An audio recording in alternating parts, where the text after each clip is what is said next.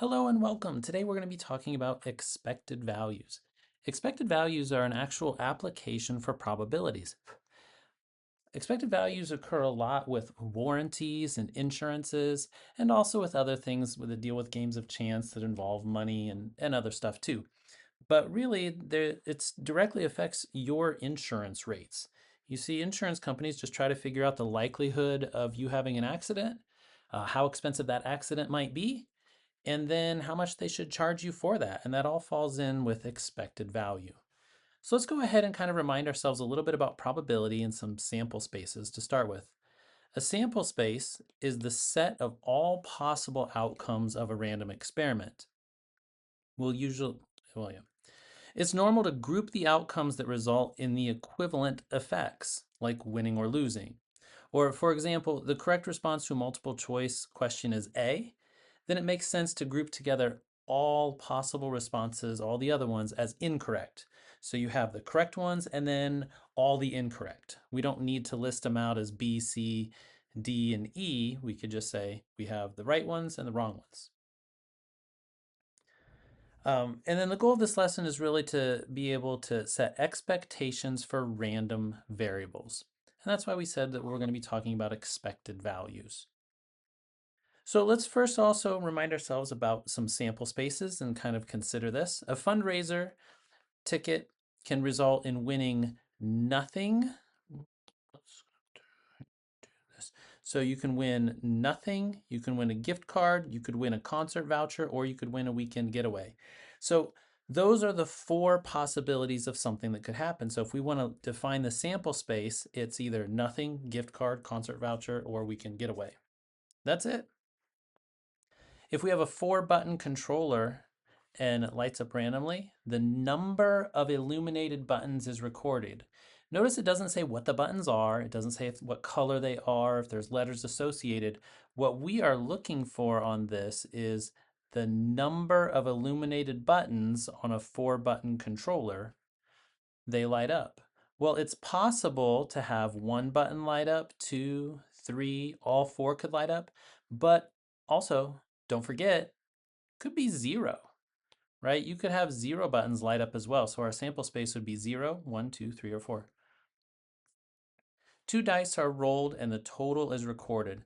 Well, I have our reminder of what 2 dice look like. This is just a nice little chart that just kind of shows if you have 1 dice with the outcomes 1 through 6 and a second die with the outcomes 1 through 6. You know, if you were to roll 2 ones, they would add up to be 2. If you were to roll a 2 and a 1, you could get the 3, right? If you rolled a 3 and a 1, you get 4, or a 2 and a 2, you get 4, or a 1 and a 3. Okay, so anyways, you can see that in total there's 36 possible outcomes, but really when we look at our sample space, you'll notice that it's really just the numbers 2 through 12. The likelihood of each one of them happening is a little bit different though. So when the sum of 2 dice are recorded or rolled and only the total is recorded, then that leaves us with 2, 3, 4, 5, 6, 7, 8, 9, 10, 11, 12. 3 songs are randomly selected from a playlist and the number marked as favorites is counted. The number marked as favorites is counted. Well, we're choosing 3 songs. So we could have 0 favorites. We could have one of them be a favorite, 2 of them be a favorite, or maybe all 3 of them were songs that were your favorite songs. 3 batteries are selected from a storage bin, and the number of defective batteries is recorded. So again, we're choosing 3 batteries, and just like before, you could get 0 defective batteries, 1, 2, or all 3. A multiple choice question with 1 correct answer is graded. What's the result? Like, what's the possibility? Well, it really comes down, it could either be correct or incorrect. That's it. That's it. Can't be anything else. A wager is placed on a runner to win a race. You shouldn't gamble. But if you do here, well, you can either win or you can lose. That's it. That's all of it. Okay, so when we talk about this sample space, these are our outcomes. And what we're going to do next is create a probability distribution talking about the likelihood of each outcome. So probability distribution assigns a probability to each outcome in the sample space. We've already practiced writing the sample spaces, and so we can identify every possible outcome. And now we're going to list the probability of each one of those outcomes. Notice as well, it is important that it literally takes 100% chance and it spreads it throughout all the possible outcomes. That means that at the end, we should be able to add up all the probabilities and they'll add up to be 100%, or they'll add up to be 1. Let's look at this particular distribution. A local community center is holding a raffle where 1,800 tickets will be sold for $20 each.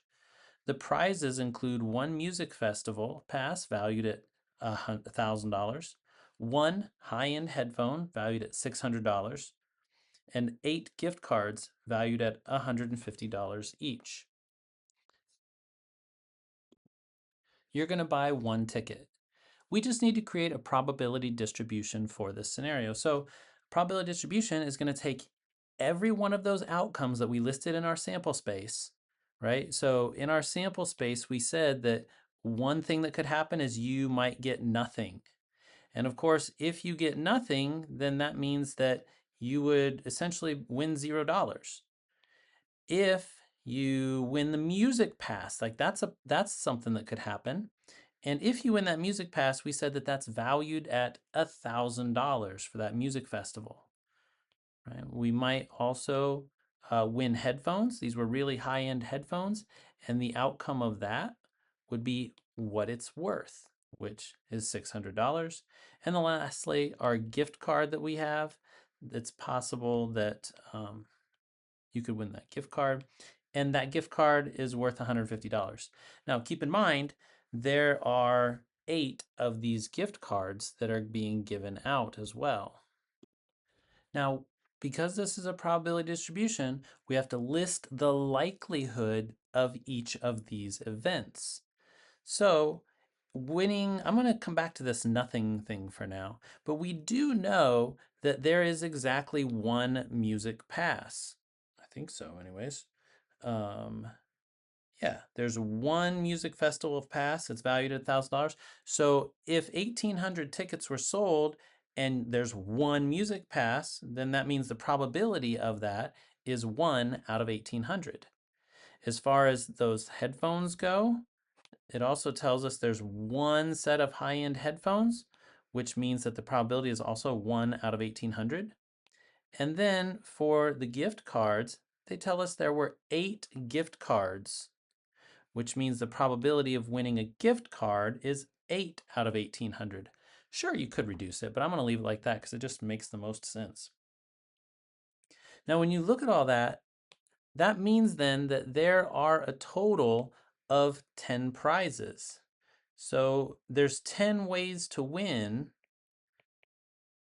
something.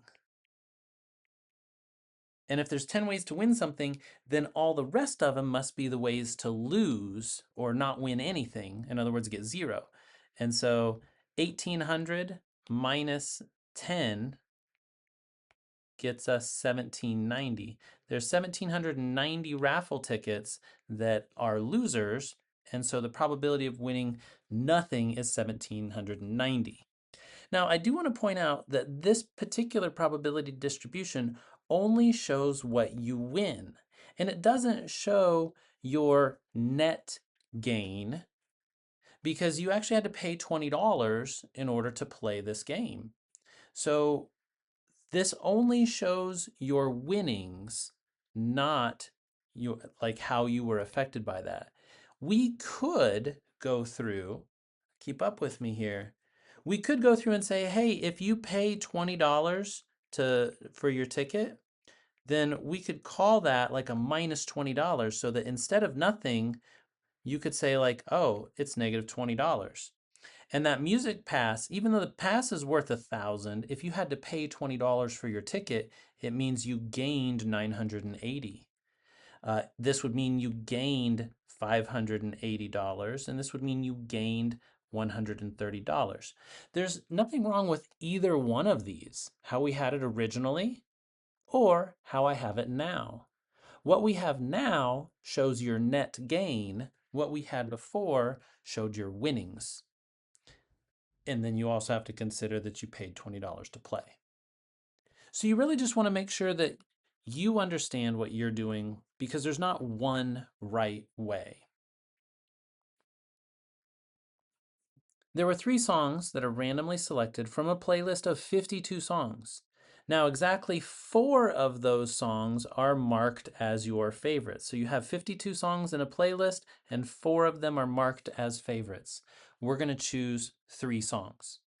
So one possibility is that you get 0 of your favorites played, right?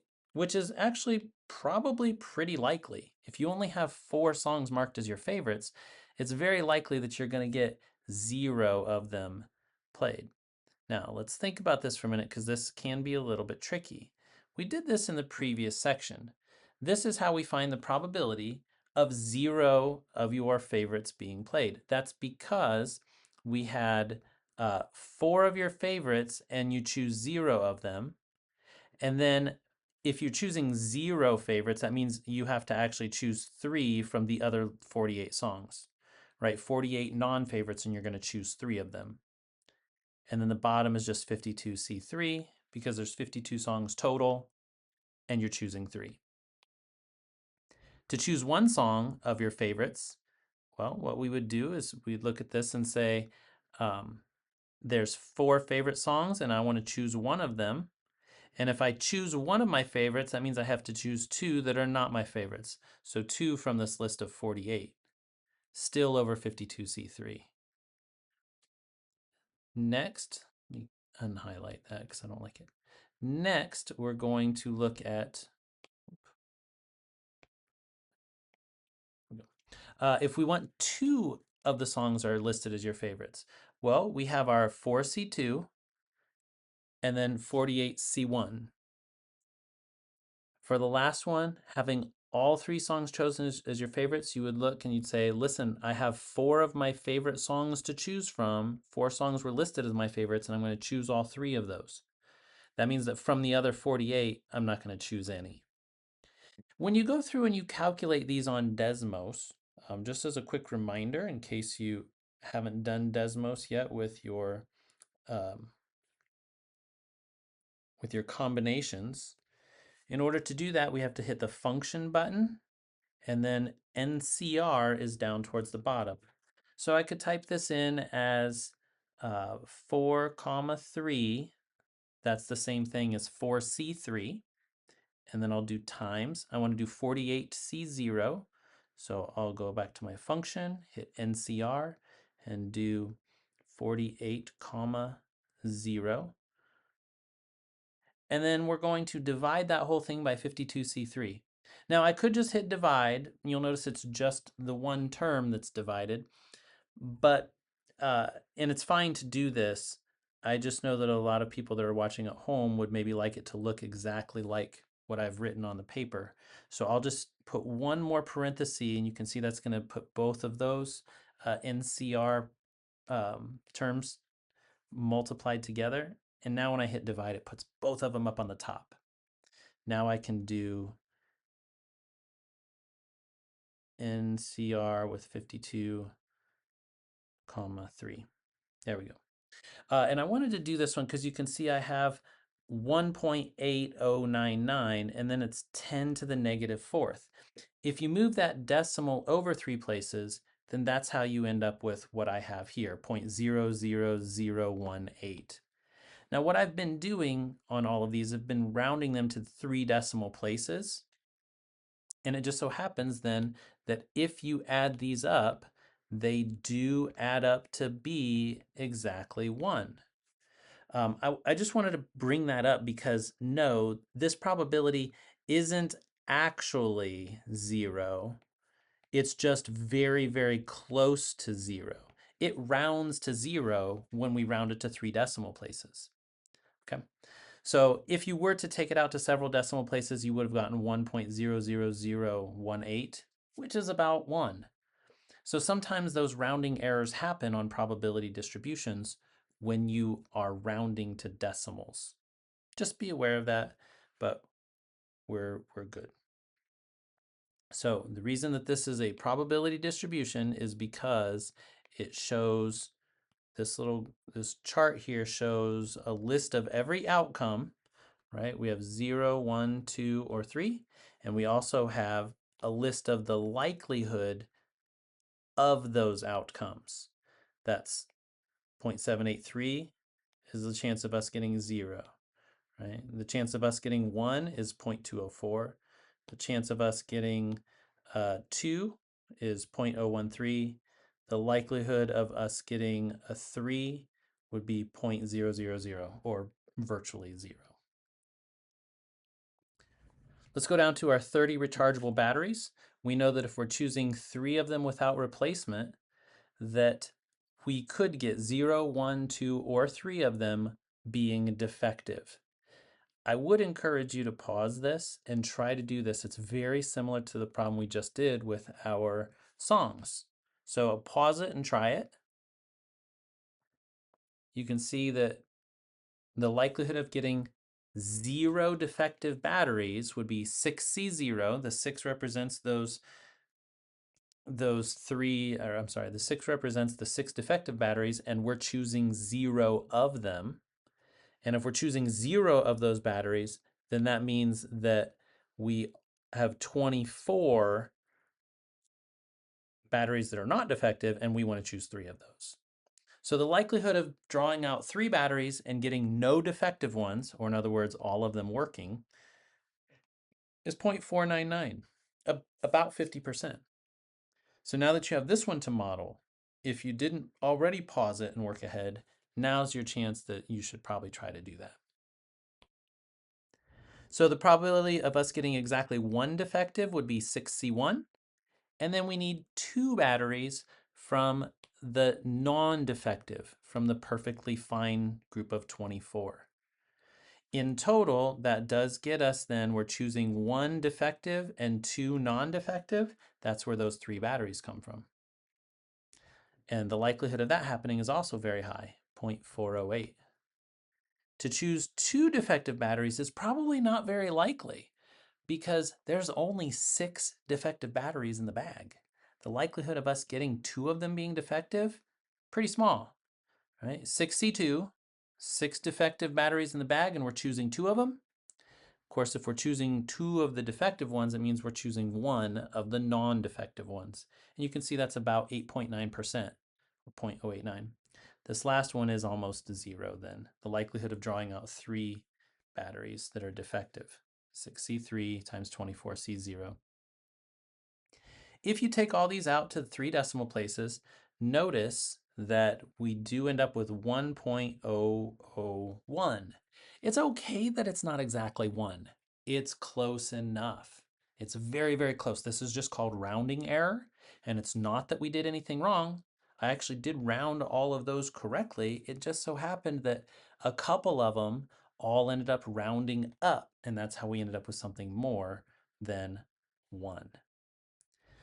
2 fair 6-sided die are rolled, and the total number of points shown is recorded. Well, we have our sample space here. A list of all possible outcomes is here, and now the likelihood of each one is what we're going to put down below it. So the probability of getting a 2, there's only one way to get a 2, right? Let's go ahead and clear that. There we go. So that's why it's 1 out of 36. The probability of us getting a 3 is 2 out of 36 because there's 2 ways for us to get a 3. The probability of us getting a 4, well, here's all the ways that we could get a 4. That's where we get 3 out of 36. The probability of us getting a 5, there's 1, 2, 3, 4 ways that we could get a 5. And so that's why it's 4/36. Probability of us getting a 6, or sorry, the probability of us getting a 6, You can see there's 5 ways for that to happen. So that's why the probability of getting a 6 is 5/36. Then the probability of getting a 7 is 1, 2, 3, 4, 5, 6. There's 6 ways for that to happen. There we go. And you might say like, hey, I see a pattern. I'm good. I got it. But let's go ahead and look at the next one. Probability of getting an 8. 1, 2, 3, 4, 5. Right. So it doesn't just keep going up, right? The probability of getting a 5 of getting an 8 is 5/36.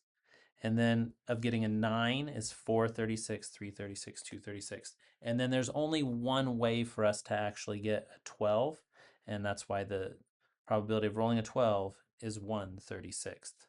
So there's your probability distribution for rolling 2 dice and adding them together. This is the reason why when you play certain games, a 7 comes up more often than not. And also 6s and 8s come up way more than, say, 3s or 10s. And if you've ever played a game like Settlers of Catan, then you would know that, you know, certain game or certain tokens come up more often if they have a 6 or an 8 on them, or craps, or any other dice game. All right, next we're going to be looking at something else called expected value. We've already talked about the probability distribution. It's a list of all the possible outcomes and their likelihood. Then what we're going to do is start adding a value to it, a long-term or a long-run average of what would happen. Expected value is calculated by finding the sum of each probability multiplied with its corresponding effect. So, in other words, the likelihood of it happening along with its outcome. Okay. Jordan's taken a multiple choice test where each question has 4 answer choices. A correct answer earns 4 points, and an incorrect answer results in a loss of 2 points. Unanswered questions earn 0 points.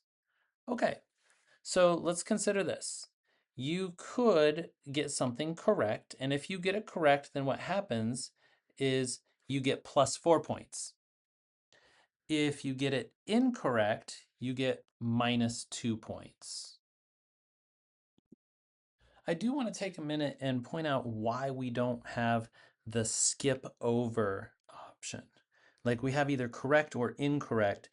You know, you could say, you could think of this as like skip and that, you know, maybe she gets 0, but that actually isn't allowed for in this question because it says, is it to her advantage or disadvantage to guess the answer? Meaning she is going to guess what's going to happen basically if she guesses. Should she guess or not? And so next, we're going to say the probability of her guessing correct is 1/4, and the probability of her guessing incorrectly is 3/4. Now, remember, the new thing that we're doing in this section is we're finding our expected value, which is just the probability times the outcome, plus the probability times the outcome, plus the probability times the outcome. Okay, so we're going to multiply 4, positive 4 times 1/4. And then next we'll multiply -2 times 3/4. And we'll go ahead and we'll add these together to get our expected value. 4 times 1/4 is 1. -2 times 3/4 is -1.5. And when you add 1 plus -1.5, we get -0.5 point. Let's make sure that we understand what this means because expected value is a long run average. Okay. On average, if Jordan were to guess on all these questions many, many times, on average, they would lose -0.5 point basically every time. Now, you can't lose half a point. You're either going +4 or you're going -2. But if you do this over many, many questions and you average it out over that number of questions, you would lose 0.5 point each time. Okay. Next, if she can eliminate one of the possible correct choices, now should she think about guessing or not? Well, if she can eliminate one of the possibilities, it doesn't change how much the question is worth. She's still either going to go plus 4 points or a negative 2 points. By the way, I do want to point out that this negative 2 literally means taking 2 points away. Like it's like you're starting from 0, and you can either say plus 4 or you can start from 0 and go minus 2. So it is possible for her to end up with a negative score on the exam. Now, because she eliminated one of the choices, the probabilities have changed a little bit. The likelihood of her getting it right if she eliminated one of the choices is now 1/3, and the probability of her getting it wrong is 2/3. Just like before, we're going to multiply the outcome of positive 4 times its likelihood. So 4 times 1/3 gets you 4/3. Then we're also going to do negative 2 times 2/3 to get us negative 4/3. Remember, for an expected value, we're going to take those and we add them together. I know it looks like I subtracted them, but remember that this is a negative number. We're doing positive 4/3 plus negative 4/3, which is the same thing as 4/3 minus 4/3. This means it's really not to her advantage or disadvantage. If she were to guess at every question on this test not knowing, then at the end of the test, she's going to probably end up with a 0, is really what that comes out to. It doesn't really matter. If she can only eliminate one of the choices, guessing doesn't really help. All right, let's look at this last one. She's still going to either get the question correct or incorrect, and she's still going to say it's a plus 4 or a minus 2. But because there are now 5 possible answer choices, then that means the likelihood that she gets it right is 1/5, and the likelihood that she gets it wrong is 4/5. After that, we're just going to multiply. We'll multiply her positive 4 times 1/5, and that will get us then 4/5. We'll also multiply negative 2 times 4/5, get negative 8/5. And then remember, we add those together. So we'll say the expected value here on one question is going to be 4/5 plus negative 8/5, or in other words, negative 4/5. From there, remember, this is a long run average. On average, she will get negative 4/5 of a point. And if you'd like to think of that as negative 0.8, you can. Again, I want to stress the fact that this is a negative value. This is below 0. Okay. So if she guesses and on average she loses 8/10 of a point, and she does this over the course of 10 questions, right? She takes 10 questions and she just guesses, and on average she gets negative 8/10 of a point. What we're going to do is say 10 times negative 0.8 gets you negative 8. She actually ends up with a negative score on this. This is negative 8 out of 40. Like in her grade book, it wouldn't say 8 out of 40. It wouldn't even say a 0%. It would literally say negative 8 out of 40, which is 20%. So she got a negative 20%. It means her grade is going to go down significantly. All right. Sarah and Natalie want to play a game where one card is drawn from a standard deck. If that card is a heart, Sarah wins $5. If it's not a heart, otherwise, Sarah's going to pay Natalie $3. So this is a case where you can think of this a couple different ways. You could think of it as, all right, well, we're going to play a game. Let's draw a card, and then money's going to change hands.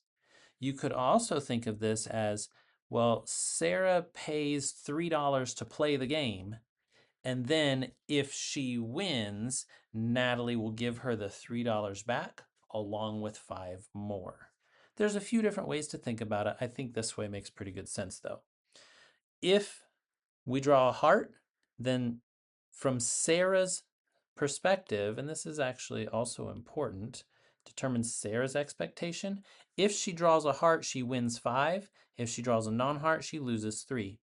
The probability of drawing a heart, of course, is 1 out of 4. Remember, if you need your deck of cards handy, you can get that out, but there's 4 suits: hearts, diamonds, clubs, and spades. So the probability of her drawing a heart is 1/4. Non-heart is 3/4. Then what we're going to do is we'll multiply the +5 times 1/4, and we'll multiply the -3 times the 3/4. That looks like this. 5 times 1/4 is 5/4. -3 times 3/4 is -9/4. I'm going to write that a little bit cleaner. Maybe only a little. This one's -9/4. And this comes out to be -4/4, which is -1. And so this is -$1. That means that if Sarah were to play this game many, many times, she could expect to lose $1 each time she played, on average. Right? She can't actually lose $1. If she only plays once, it's impossible for her to lose $1. But if she were to play 50 times, she would lose about $50, which, of course, comes out to about $1 per time. Now, the next part of this is a little bit more interesting. Determine Natalie's expectation. Remember, Natalie is the one who gets $3 if Sarah doesn't draw a heart. Well, if Sarah's losing $1 on average, where's that dollar going? If on average Sarah loses $1 per hand, who's she losing it to? She's losing it to Natalie. Natalie gains $1 per hand. So I'm going to put a big +1 there, right? Natalie wants to play this game. She wants to play this game a lot, because if they play this game 100 times, she's probably going to win about $100.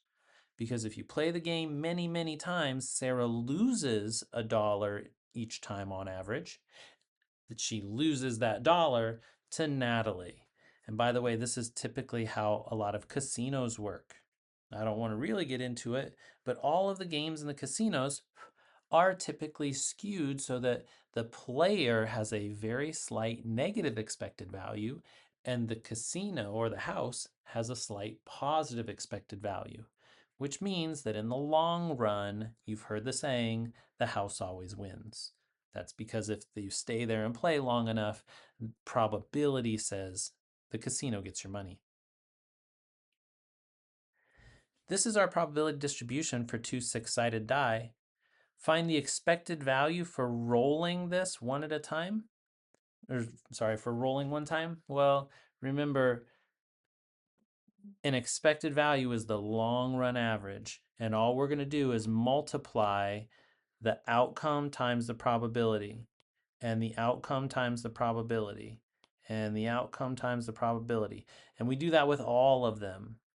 And so when you do that, that's where we get our 2 times 136 is 236, right? 3 times 236 is 636. 4 times 336, 1236. And you go on and you continue that all the way down and add them together. It comes out to be 7. So your expected value when rolling 2 die and looking at the sums, if you were to do this many, many, many times, on average, they would add it would be 7. Gabriel places a $40 wager on a race. There's a 30% chance of him winning $80 and a 70% chance of him losing the wager. Determine the expected value. So this time, what we're going to do is I'm going to incorporate that $40 wager. It's like he has to go and buy the ticket. So he's he's going to take $40 out of his pocket to buy the ticket. And so that means that if he wins $80, then that means that they're going to pay him $80, but he actually already had to pay the $40. So in total, that means he would gain 80 or gain $40, not gain 80, right? It means that he would get his original 40 back plus 40 more. That's what it means when it says wins $80, because he had to pay. So that means that the events are going a plus 40 if he wins, and of course if he loses, he's just going to tear up his ticket and throw it away. That means he lost $40. Of course, the likelihood that he wins is a 30% chance, and the likelihood that he loses is a 70% chance. Of course, if it's 30% that he wins, then it's a 70% chance that he loses. Then when we go through and we multiply 40 times 0.3, that's going to get us our 12. And when we multiply the negative 40 times 7, that gets us negative 28. After that, we add these values together. Right? We're going to add the 12 plus this negative 28. That's where we end up getting our expected value of negative $16 on average. If he were to play this game many, many times, on average, he would lose about $16. All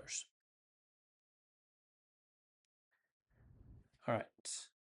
The storage bin with our 30 batteries. I just grabbed our distribution from earlier. Remember, this is the likelihood of the number of defective batteries. So the probability of grabbing 0 defective batteries is 0.499. The probability of grabbing 1 defective battery is 0.408. The probability of grabbing 2 defective batteries is 0.089. And then the probability of getting all 3 defective batteries is almost 0. It's just 0.05. Remember, we multiply, and that's going to get us these values here. Just in case you're curious or in case you got lost somewhere, 0 times 0.499 is 0. 1 times 0.408 is 0.408. 2 times 0.089 is 0.178. And 3 times 0.005 is 0.015. Next, what we'll do if we want to find our expected value is we're going to add those numbers together to each other. And that's where we end up getting our expected value.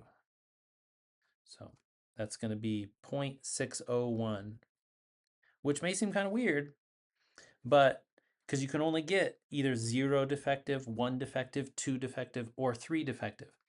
But on average, you'll get a little less than 1 defective battery each time.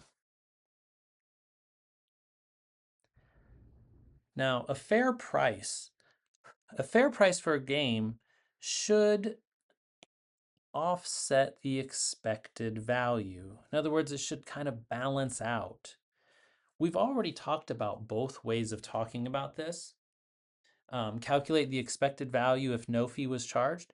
If the price is more than the expected value, then the player has a disadvantage. If the price is lower than the expected value, then the player has the advantage. A lot of these that we've looked at, like the card game with Sarah, she had a negative $1 expected value. She was disadvantaged, right? Meaning that she's going to lose more than not. That's not fair. Okay. So also, you can calculate the expected value by taking the price into account for each outcome. If the expected value is positive, then the player has the advantage. If the expected value is negative, disadvantaged. So let's look at this last game. Well, no, we have 2 more things, but this is the last game. Suppose you're playing a promotional game at a food truck festival, and there's a wheel here that you spin, and it looks like this. We have an awarded dollar amount, and then there's no probabilities listed. There's no probability distribution. So we actually kind of got to make some assumptions here. And we are going to assume that this is 1/4 of the circle, and that that's 1/4, and that each one of these is half of 1/4. So we do kind of have to assume that, and this will be 1/4, 1/4. This would be 1/8, 1/8, 1/8, and 1/8. If you really wanted to think about it, you could call this one 2/8 for that, but hopefully you guys are okay with 1/4 and then half of that. Determine the expected value for a person who plays this game. Well, the expected value, remember, is the outcome times the probability. So I'm just going to start here. The outcome of $3 is very likely to happen. So I will take 3 times 1/4. Next, we'll do $12 and 1/4. So this will just be 12 and 1/4. And I'm just going to continue around the wheel. $18 has a 1/8 chance of happening. $12 has a 1/8 chance of happening. There's another 3 right here. So $3 has a 1/8 chance of happening. And then the last one, winning big money, $25 has a 1/8 chance of happening. Again, I do want to point out this 1/8 comes from the fact that's just the portion of the circle that we see. Like, we can hopefully be able to tell these fractions that we can divide our circle into fourths. And then if I cut a fourth in half, or half of 4 is 8. So that's where those 1/8 came from. Next, if we just put this into our calculator, and then we can figure out what the expected value is. I put this all into Desmos. You can't quite see it all because it did get clipped off the screen, but if you put this all in, the expected value does come out to be 11. There we go. So $11. That means that on average, when you spin this wheel, you're going to win $11 on average. If you spin the wheel many, many, many times and you added them all up and divided by the number of times you spun the wheel, then you would be winning $11 per spin on average.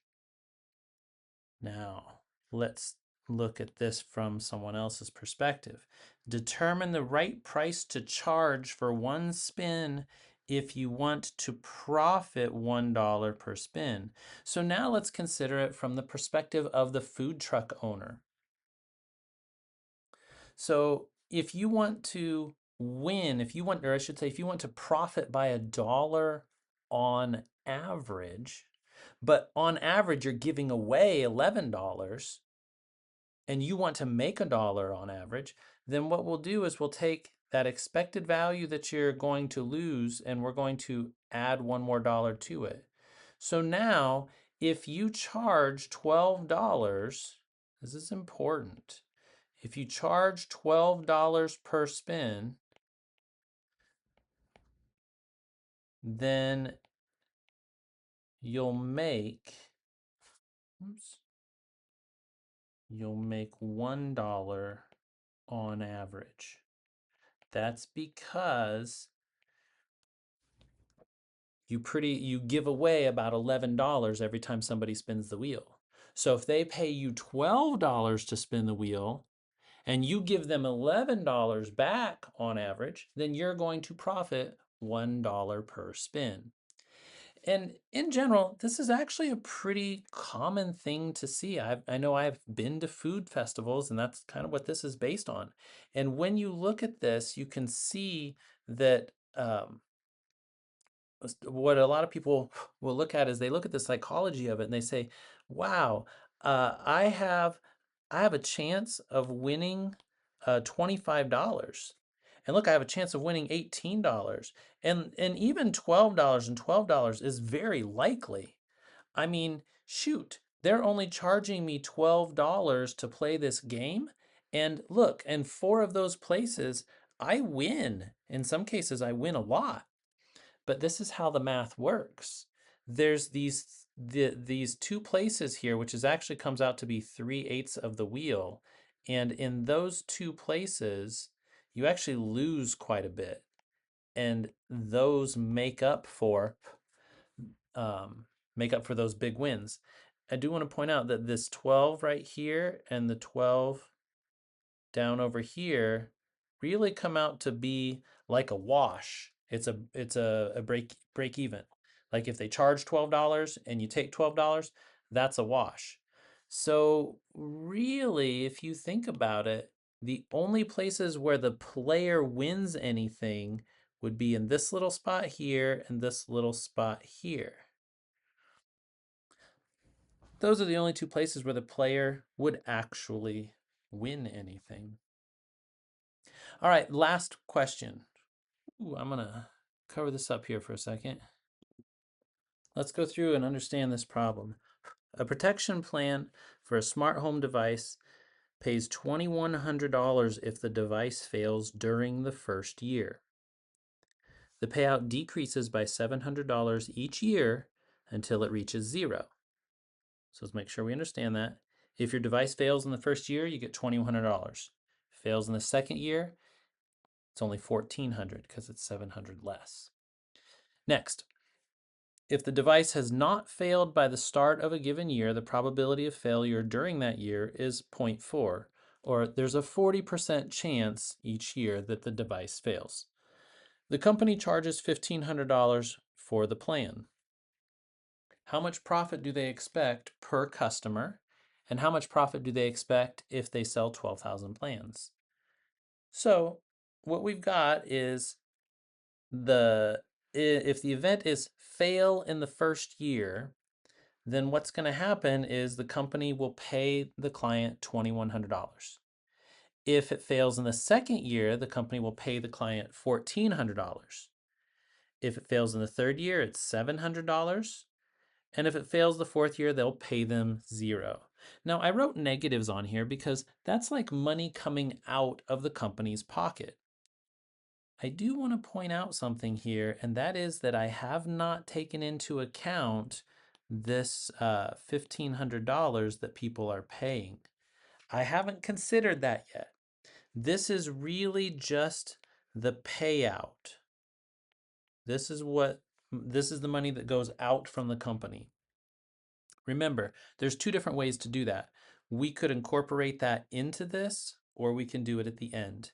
In this problem, I'm going to do it at the end. Now, the likelihood of something failing in the first year is 0.4. You'll see why I wrote it twice in a minute. But the probability of failure in the first year is 0.4. Now, the probability of it failing in the second year, whoa, is 0.6 times 0.4. What? Why? Well, what this has to do with is the fact that if it fails in the second year, that means that it did not fail in the first year. So there's a 60% chance that it did not fail the year before. So in order for it to fail in the second year, it had to not fail the first year and then fail the second year. So that's where this comes from. 0.6 times 0.4, of course, is 0.24. Next, in order to fail in the third year, well, guess what? It had to not fail the previous 2 years. I wrote that as 0.6 squared, but if you'd like, we could say what would have had to happen is it had to not fail the first year, not fail the second year, and then yes, fail the third year. Of course, if you write 0.6 times 0.6 times 0.4, we get 0.14. Now, for the fourth year, that would mean not fail times not fail times not fail, and then yes, fail. But you'll notice I didn't even really bother with this over here. And that's because at this point, the warranty pays out nothing. If it pays out nothing, it's kind of like the warranty is gone. We don't really need to consider it anymore. The company doesn't care. They'd be very happy if they didn't have to pay you anything. Next, we will multiply. To get our expected value, we take the outcome times the probability. That's what gets us this outcome here of negative 840. For the next one, we'll take the outcome times the probability to get negative $336. And then we get negative $100.80. And then, of course, the last one is 0, which I don't even bother because it's 0. Our expected value is what we get when we add these numbers together. So if we add together negative 840 plus negative 336 plus negative 1080, that will get us then this negative 1276. And specifically, that's 1276.80 per person on average. Okay. But the company charges $1,500 per person. See, what's happening here is every single person that takes on this warranty or this protection plan, they pay the company $1,500. And then the company, on average, because devices break and this is their job, they fix them, they have to pay for them. And on average, they're going to spend $1,276.80 fixing those things, actually honoring their protection plan.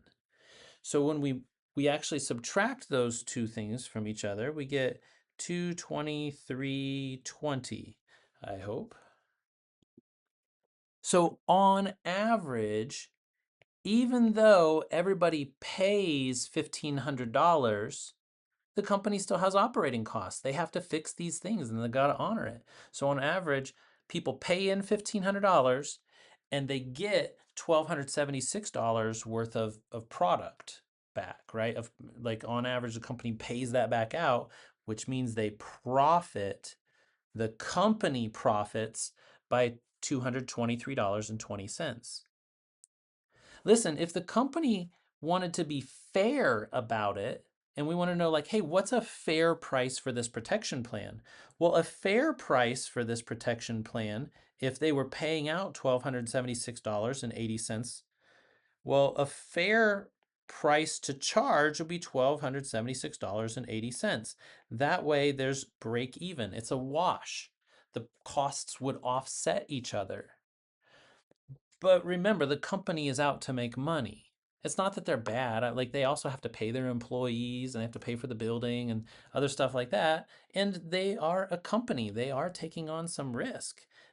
So they make on average $223.20 of profit per person on average. Now, the last part of this question says, what happens if they sell 12,000 contracts or they get 12,000 people to buy this? Remember, they're making $223 per person. And if we just multiply that times $12,000, then that's going to get us a lot of money. I've got, there we go.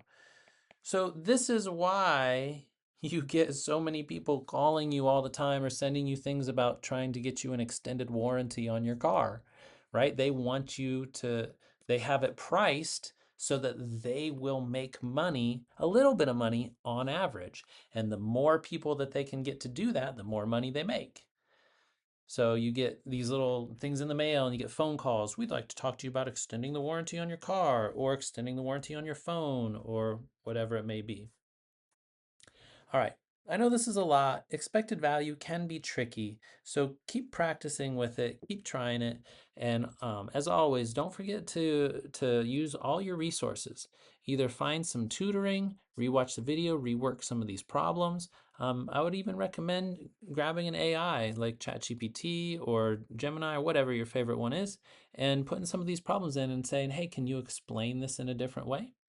All right, good luck.